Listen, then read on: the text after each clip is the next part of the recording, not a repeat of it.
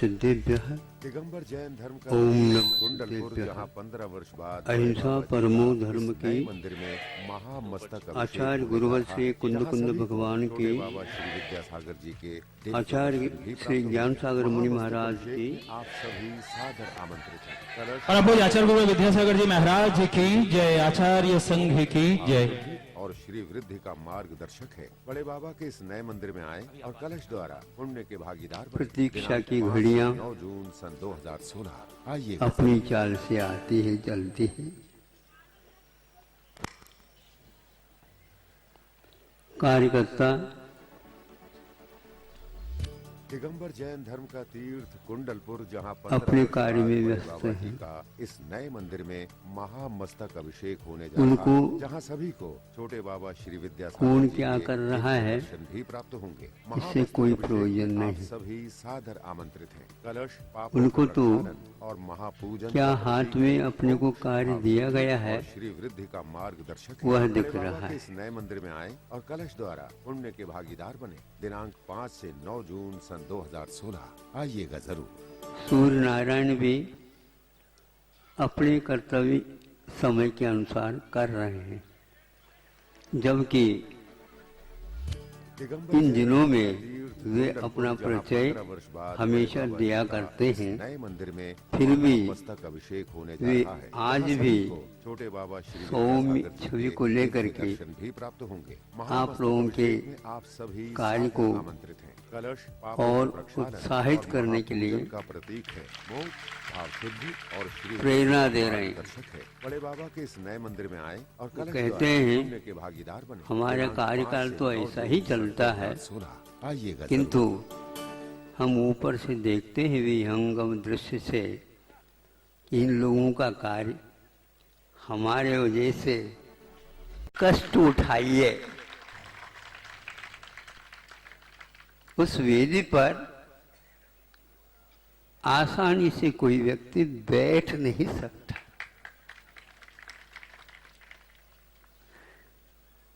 मैं भगवान के दरवाजा में ही रहना चाहता हूं।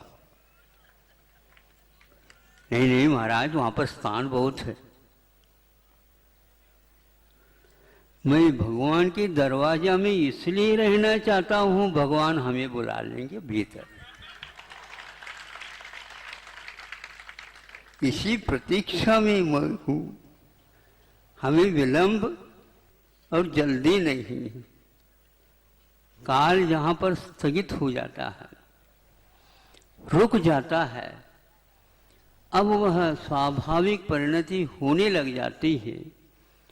उस समय यह सब घटना घट जाती है। सब प्रभु बने हैं, उन्होंने भी इस आशी, ये ठीक नहीं है। ये प्रमाद का प्रतीक है, अथवा आशा का जो दास हो जाता है वही उदास हो जाता है, और जो दुनिया के विषयों से मुड़ करके इस ओर देख लेता है तो फिर भगवान के निवास में वह प्रविष्ट हो जाता है। इनका ऐसा आवास है जो हम लोगों को बता रहा है, दुनिया में कहीं भी नहीं है वो जो इनके चरणों में और उनकी दृष्टियों में है।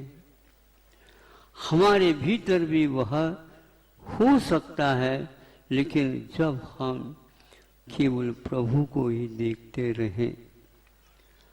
यहाँ पर आप आए हैं इसलिए प्रभु को देख रहे हैं, ये भी धारणा गलत है। जो यही नहीं आ पा रहे हैं वे यहाँ पर हैं, और जो जहाँ से आप लोग आए हैं, हम आए ऐसे कहेंगे, कहाँ से आए तो वही तो दिखेगा सूरत, वही तो दिखेगा दिल्ली, वही तो दिखेगा कलकत्ता, वही लिखेगा विलासता का पुर, विलासपुर। बोलो आप बताओ कहाँ से आए आप, ये पूछते हैं। क्या बताए बताओ। ये महाराज हम लोगों की एक व्यवहार की स्थिति है।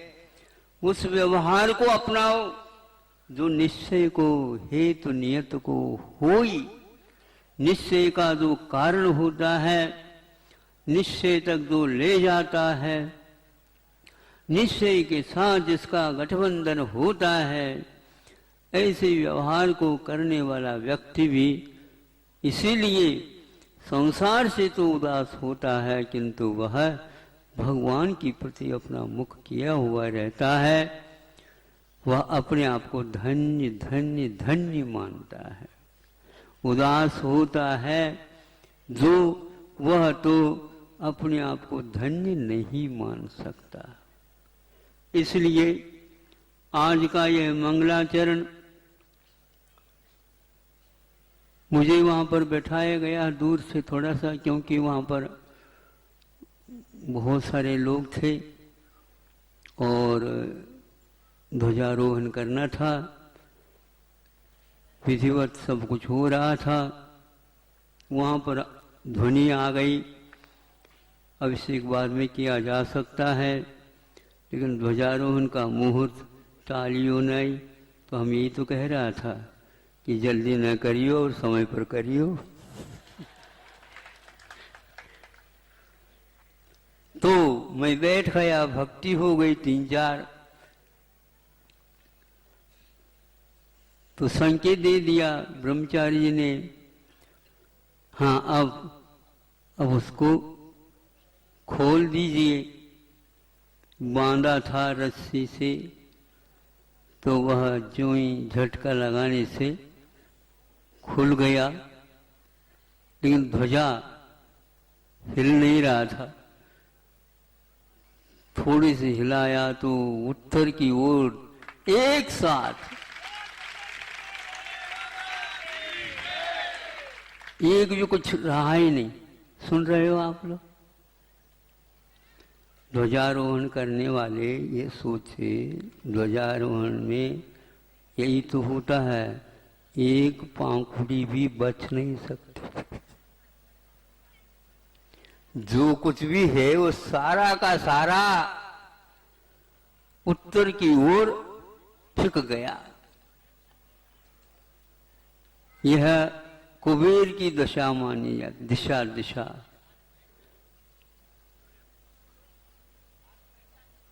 कुबेर एक प्रकार से सौधर्मेंद्र के संकेत पर पूरा खजाना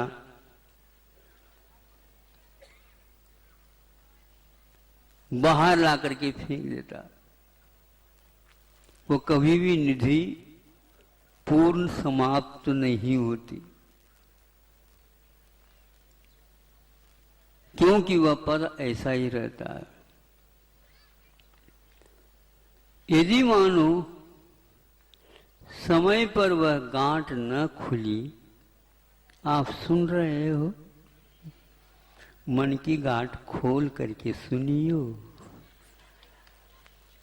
कान तो सुन ही रहे हैं, लेकिन कान कभी उदास नहीं हुआ करते, और मन उदास होता है तो मत सुनाओ, ऐसे कान कहते हैं। कान नहीं कहते, किंतु मन ही कहता है। तो वह खोल देता है। गांठ यदि समय पर नहीं खुले तो क्या होगा मुझे बताओ? तो सभी उधर ही देखते रह जाएंगे, उधर ही देखते रह जाएंगे। जो कुछ भी आपने गांठ बांध करके रख रखा है, यदि भगवान के भक्त हैं तो क्या समय पर हमारा नहीं माना है तो छोड़ देंगे, और मान करके बैठे हैं तो छूटना बहुत कठिन है। मंगलाचरण में इतना ही पर्याप्त समझता हूँ।